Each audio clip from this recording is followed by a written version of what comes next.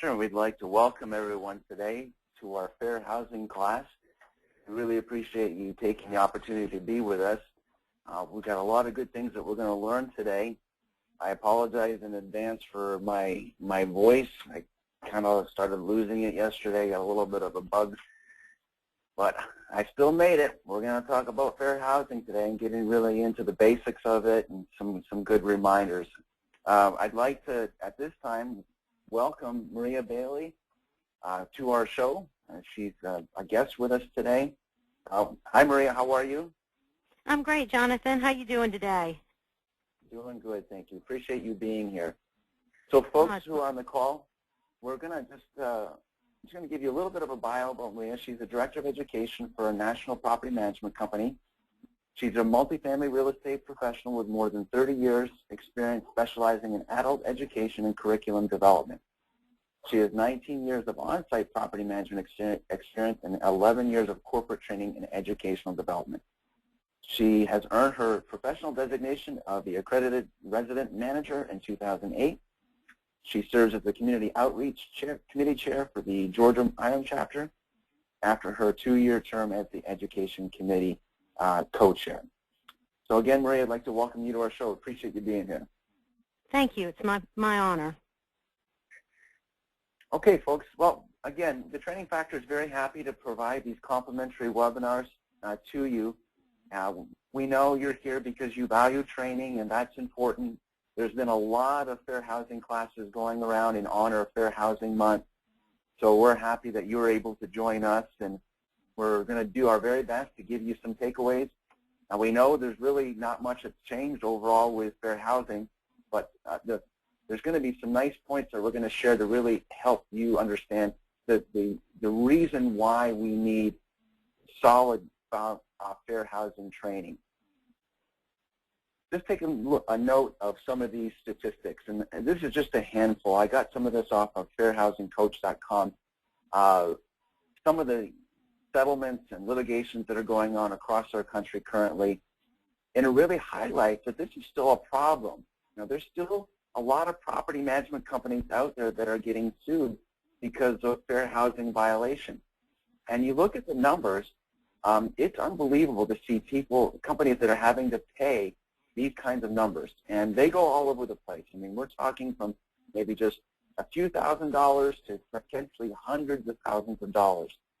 And the reason behind that is that they're not working to train their people. And it's important that you make sure your people are trained in fair housing. What's really ironic about these cases is that in almost all of them, not only did they have to pay a fine, but they had to provide fair housing training for their people. So how ironic is that? That makes a lot more sense, doesn't it, to train our people ahead of time, make sure they understand the Fair Housing Act. Kind of we've heard from some clients that they actually be engaged in role playing to really understand the situations that could come up, regular classes that touch on the subject. So I just find it really ironic that this is still a problem, because we know that fair housing testers are only growing out there. So it's absolutely critical for us as our organizations to be able to make sure that we are tracking this training, making sure that people understand how fair housing applies. Because really there's not much that has changed when it comes to fair housing. We've got the protected classes, which Maria is going to go into a little bit in depth in just a minute. But really, other than that, very little has changed. It's just a matter of making sure that our people are trained on fair housing. So I'm going to put a little poll out there for everyone.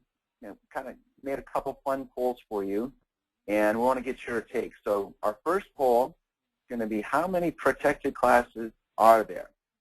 I'm going to launch that.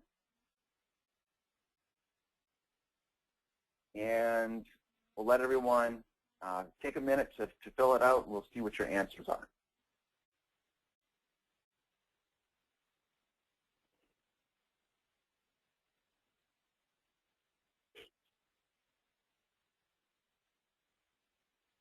Okay, I'll give you 5 more seconds. We'll close the poll. I'm really excited to see what the answers are going to be on this one, Jonathan. I know. It's interesting, isn't it? I just got to remember how to post the poll afterwards. It's been a while since I've done this. Okay, we're going to close the poll. All right. So, 13. Okay, here it is. I can share it. Let me share it with the group. So there's the answers. 13% said 6, 53% said 7, 16% said 8, and 18% said 9. All right, well, Maria's going to be taking that part of the class over in a minute. But thank you for your answers. We're going to see what the correct answer is shortly. Okay, let's see here. All right, let's do a little fun right now. I put this out there on our Facebook page a couple of years ago, a lot of comments in that, and it was kind of like a Jeff Foxworthy approach to, you might need a fair housing class. So some of these comments were pretty funny, but serious at the same time. Just good, a way to make application to, we've got the fair housing laws. Okay, so what are the scenarios that we may be involved in that apply to that? So if you do not get every prospect's ID before showing an apartment, you might need a fair housing class. If you charge Hey, Jonathan, we're still deposit, looking at the poll results, just to let you know. Oh, are you? Okay, I'm sorry. Hang on. Thank you, Maria. There you go. Is that better? Let me go back to the Yeah. other side. Sorry about that, folks.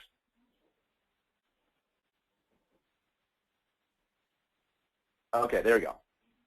So that's one we just covered. So the second one that was on the Facebook page was, if you charge a higher deposit to someone with a service animal, you might need a fair housing class and a class in the American Disabilities Act. If you say, I'm so sorry that you're depressed, but we don't allow any dogs in this community, you might need a fair housing class. If you describe one of your buildings as the kid zone, you might need a fair housing class. If you make a comment about a prospect's baby bump, you might need a fair housing class. So, I mean, they may sound a little bit comical. I'm sure all of you could add some of your own stories that you've heard over the years. But to kind of circle back to the main point, when you're working with your teams, we've got to get them past just memorizing the protected classes. You really need to work with your teams, make it interactive, make it engaging if you're having sessions together, and share stories with each other. Experiences are some of the best things that you may have run into. And make it a positive environment when you're teaching your people. You want to be able to help give them some positive reinforcement, because on the flip side, what we're seeing and getting feedback from people is that people are scared. They're so scared now to even talk to a resident because they've got this big, oh no, I might be breaking some sort of fair housing law. And it's really starting to water down the overall experience of working with a resident and showing them the community. So we as leaders, and for those of us who are on the call that are on site, you really got to work to establish a fine balance between the two so that you still come across as human, that you're not just this cold calculating leasing machine, but you're working with your residents because it's a full circle thing. Okay, so we got our second poll up right now. Let me put that on properly this time. So how often should you take fair housing training? So I'm putting that poll up there now, folks. I'd love to get your feedback on how often you think we should do it.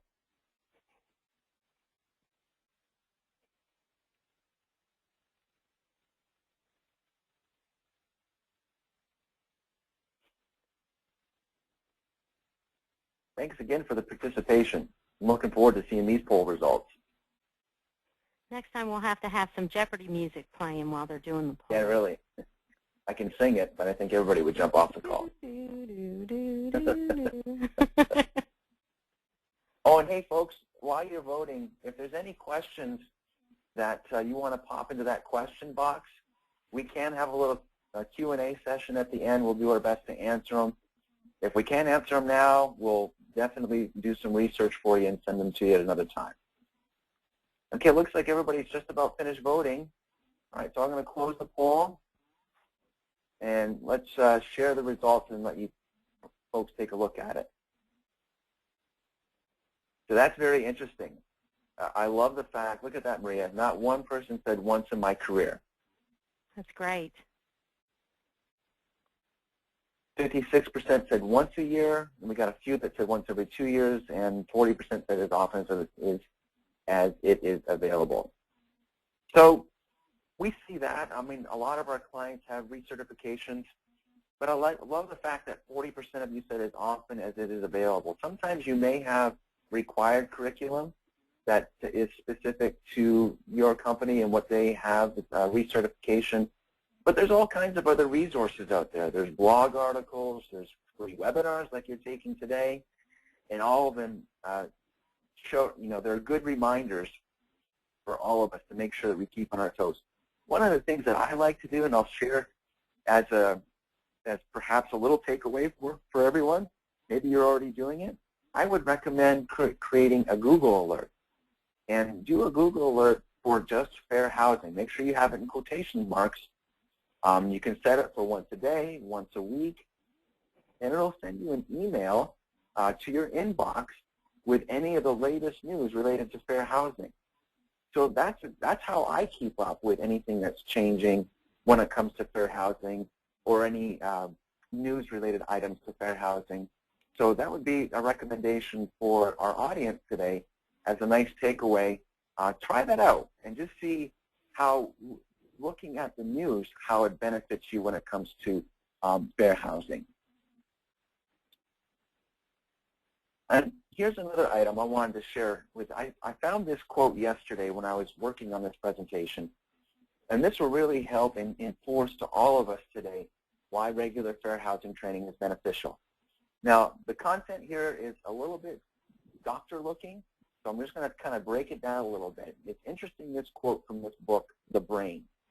A memory of some type is created at the nerve synapse when the coded signal passes through, leaving behind its individual imprint. When the same signal passes the next time, the nerve cells recognize it and respond more quickly. In time, this creates a new pattern of thinking in the individual. So what's the takeaway here? What this scientific research is indicating to us that the more we pass over these synapses in our brain, the same information, the quicker we're going to be able to respond. So can you see how it applies to fair housing training? Having regular training is beneficial. Having those regular reminders are beneficial. It will help you react quicker, and it'll help you deal with potential residents, because now you've built up this archive in your brain to help you to deal with fair housing situations. So we're going to kind of kick it off over to Maria. Maria, we have you on specifically to help us about the protected classes and how many they are. And so I'm going to kind of turn it over to you now to help us with what are the protected classes? What do we need to know? Thank you, and that's very interesting to hear that we have cookies and temp files in our brains just like our computers have them. The good news is that we can't clear ours, so every time we get training on fair housing, it reminds us when we see something what we need to be doing to make sure that we are in compliance. I just love that. I also love the Google alert for any fair housing news. I think that is a great way to stay informed on what's going on. So many cases are brought before the courts these days that we would have never have dreamed about in 1968 when there were 4 protected classes. In 1968, we had race, color, religion, and national origin. As time went on, they decided that we needed some more laws to protect more people. And in 1974, they added sex as a protected class. In 1988, they added familial status and disability. And that is what most of us remember. It wasn't actually enacted until 1989, but that was what we remember the most is the familial status being added. In the most recent change, so that brought us to 7 protected classes. So 53% of you said 7 protected classes, and that was the way it was for many, many years.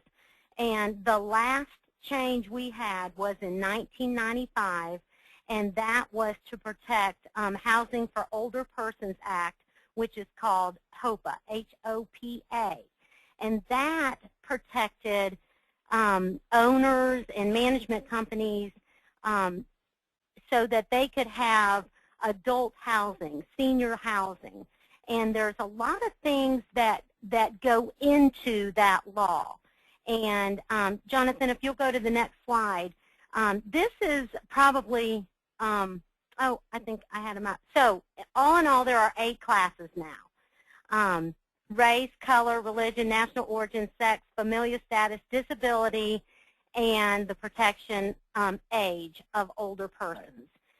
So what goes into that, because the first thing is it eliminates the 55 and older housing to have facilities where they can have retirement homes and they can have adult living or senior living.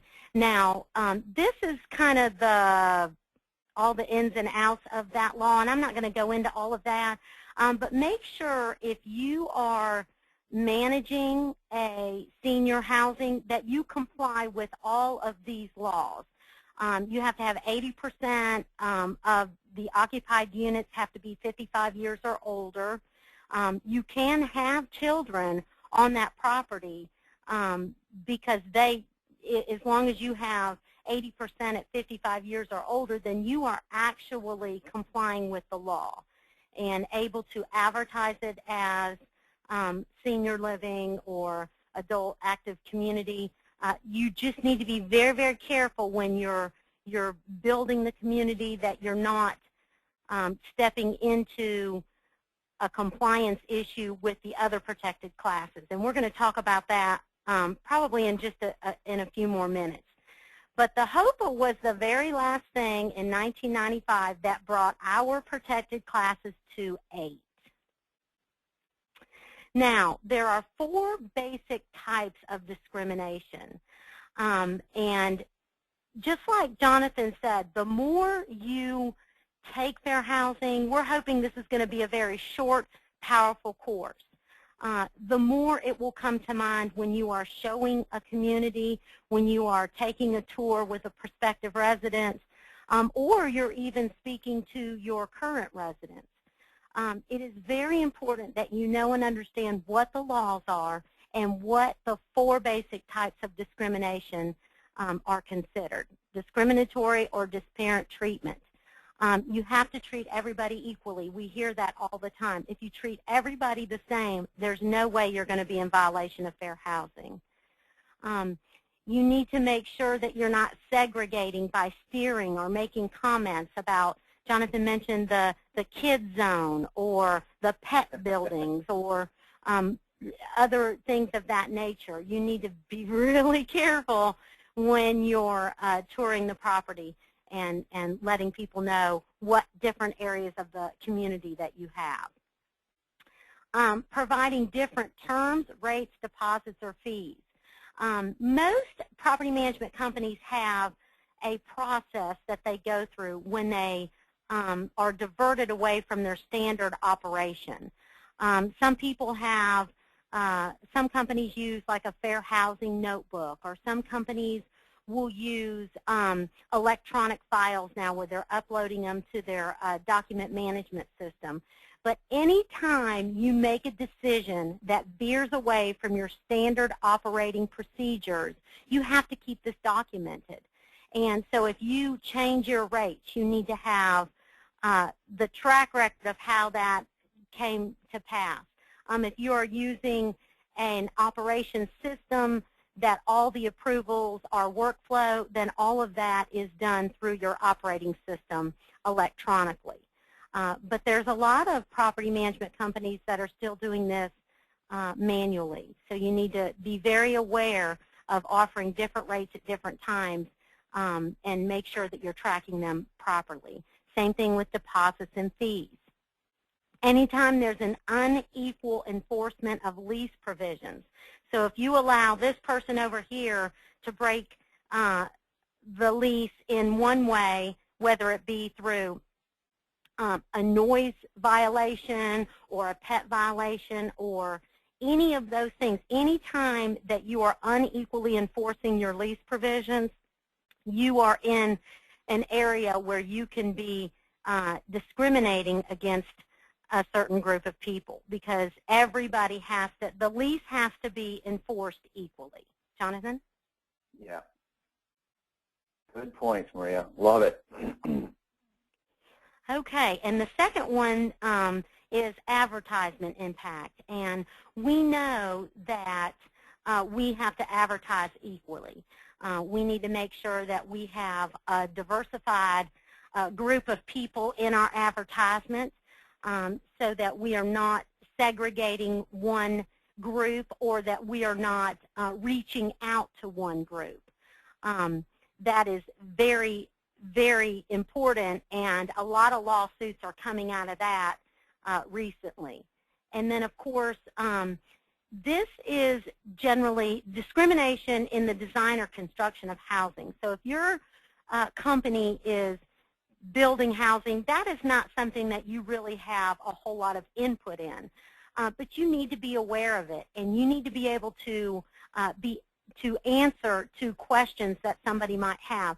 This mostly affects the disabled, and as long as you are making an effort to allow ramps or be able to put in lifts, but it cannot have an adverse effect on the business. So fair housing is not going to require you to do something that is going to put you out of business, like put elevators in. Although when buildings are constructed, and because disability has been a law for some time, anything that was constructed after, I think it was 1974, anything after 1974, it had, if it was more than 3 levels high, it had to have elevators. So all of that is taken into consideration when they're getting approval for construction, because we need to make sure that we keep all 8 protected classes in mind when we are constructing a community, and then all of that is done through the approval and the COs from the county or the state or whoever it is that does that. Yeah, awesome, awesome, awesome. Maria, I got a couple of questions that come up. And I'll put a disclaimer out, folks. Just keep in mind, we're going to try and answer your questions the best that we can, but you still need to consult your own legal department and your policies and procedures as far as how you apply anything that any fair housing policy. We're here to kind of give you some tips and some information, but ultimately you still need to check with your legal department to get them to sign off on it. So the first question, Maria, we have here is from Laura.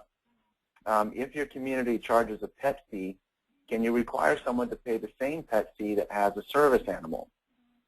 Good question, Laura. That is a great question, Laura, and the answer to that is no. You cannot charge a fee for a service animal, and you have to allow a service animal even if you do not allow pets on the entire community. We see a lot of those. I'll go back to my little fair housing Google alert. That's probably one of the highest news items that I see come in. Lots where people are refusing to allow a service animal, and it becomes a kind of a sticky topic. I know especially right now with some student housing clients, Maria, the term service animal, it gets a little bit sticky, and that's why you've got to be very, very careful, because if they have a doctor that has said that this is a service animal, this is where it can be frustrating at times, because you can really see we can visually see sometimes the difference between one and the other, but we still got to make sure that we, like you mentioned earlier, have really good documentation on all those things. That's good, yes. Okay, question 2. Yeah, thank you, Laura. I hope that helped. Next question is from Doris. She states, on a previous fair housing webinar, we were told that places could have smoking and non-smoking buildings. Isn't that considered segregation? Do Do you want to take that, or do you want me to? I'd like you to try and start it. Actually, I honestly would have to look that up. Doris, go ahead, Maria. Yes, you are allowed to have non-smoking communities. You can have non-smoking buildings. But what is going to happen, what I foresee happening in the future is that if smoking ever becomes protected because it's an addiction, you may see some change in that. But as of now, as of today, smoking is not a protected class. So until they say that it falls under a disability because of the addiction to the nicotine, at this time, companies are allowed to have non-smoking communities and non-smoking buildings. Very good. I love it. Very good question. Very hard to enforce, but they are attempting to do that now. Cool. Okay, question 3 from Diane. Can you limit the number of service animals? Diane, is that on a per, maybe you can clarify that, is that on a per resident basis, or are you talking on for an entire community? I guess that would have to be clarified a little bit. Per resident. Okay, thanks, Diane. So can you limit the number of service animals per resident?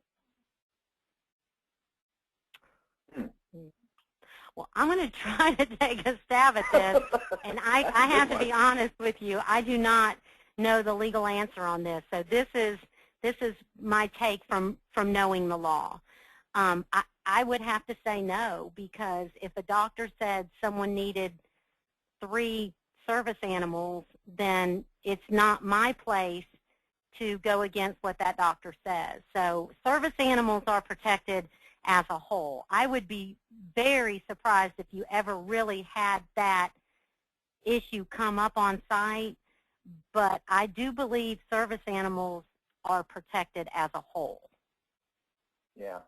So that might be one, Diane, that you definitely want to check with your legal department or your lawyer for your company to help get some clarification on that. Yes. Okay. Because that was not a legal answer, I have to tell you. It's tough. I mean, we get the strangest things. That's why we're always seeing amendments and things that we have to change in our policies and so on. So I love hearing this because it's coming right from the site. These are what the site folks are dealing with. Okay, last one from Joe. Are you going to email us PowerPoint so that we can show it to our staff that is not able to be on the call? Joe, if I was successful, I recorded it, and I'm going to publish a link at some future point so that people can have access to the class today. The PowerPoint, there's really not much in it. I think the benefit will come from my explanation of a few things, and of course, especially Maria's. Her insight into the topic has been phenomenal today. So I want to thank everyone for all of your questions today. So now we'll kind of wrap it up with Maria and I's kind of key takeaways from this session. We hope that you've got it too. One of the things that I hear a lot is complaints about fair housing training. And my clients will say to me, how do we get these folks to stop complaining about it? Well, there's got to be, like I had mentioned a few times, there's got to be some positive reinforcement. You've got to be able to really help them appreciate the necessity behind it, how it's going to benefit them, how it's going to protect them. Sometimes our team members feel that they're immune, that only the property management company can be sued. Well, that's not the case. They themselves can be sued as well. So they need to understand this. And it's going to make them a better person. It's going to keep your company safe.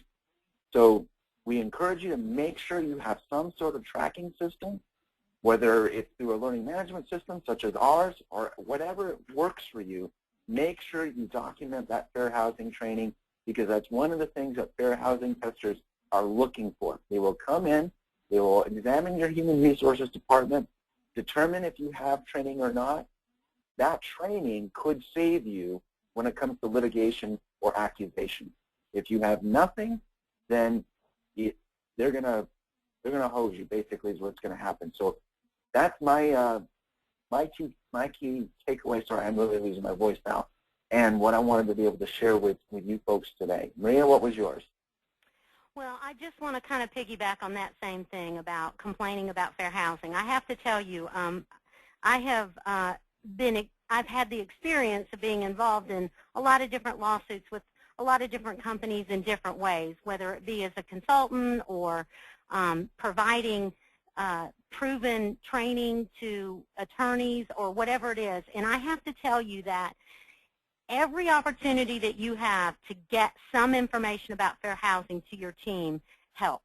Because when they look at your training record, when they look at how often you've been trained, how many times has the company required their employees to train, and it really helps with the validity of the complaint, because if your team is trained and you have certificates of how often they have been trained over the last 2 or 3 years or whatever it is, then the complaint loses a little bit of its energy. But what Jonathan said is very important. Number one, you can be personally sued along with the company, separate from the company.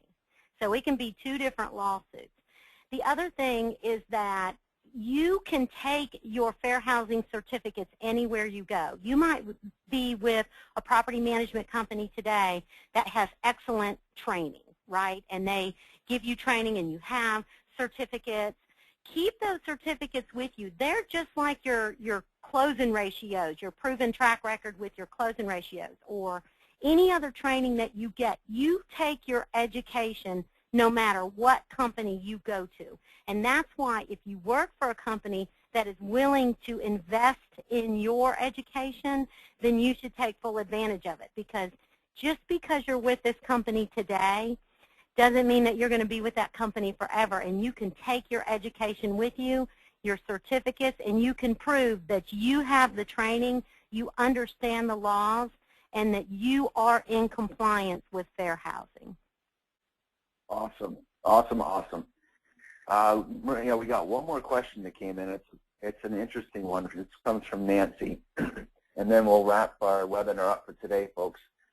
The question from Nancy: if company policy is 2 heads per bed, if a prospect asks for a 1-bedroom for 2 adults and a child under 1 year of age, I guess the question is, what do you do? Well, the federal law states that 12 months is not a head yet.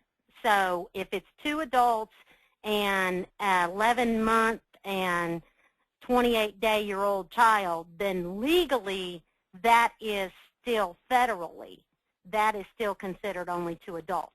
Now, after their first birthday, you would make a note in the file, and that you would do either a non-renew in that specific floor type if it's a 1-bedroom, and then you would, upon renewal, you would have to move them into a bigger apartment.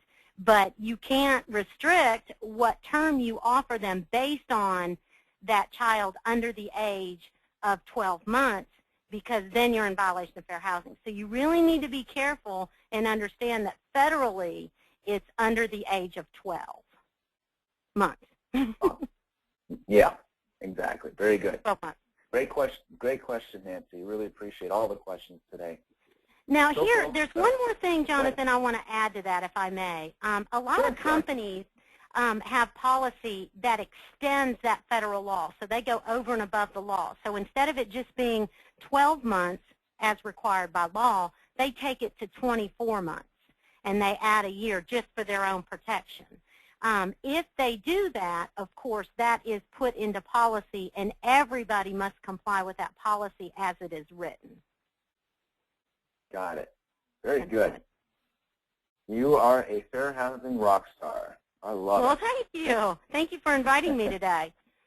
Yeah, no, I really appreciate you being here today, Maria. Folks, if you want to connect with us, you know, we're on LinkedIn, so feel free to reach out. My name is Jonathan Saar, and this is Maria Bailey, and we really appreciate having her today to kind of give us some great meat and potatoes when it comes to fair housing and how we can make applications. So after the close of the session today, there's going to be a real brief survey. If you don't mind filling it out, it'll give us just a bit of feedback on how we did today. But again, we appreciate you being here. I'm so happy that the Training Factor has made these online webinars available complimentary. So that's going to wrap things up for us today. Happy Fair Housing Month. It's April. Enjoy it. Embrace it. And we look forward to being able to see you guys another time. Thanks again, Maria. You're welcome. Bye, guys.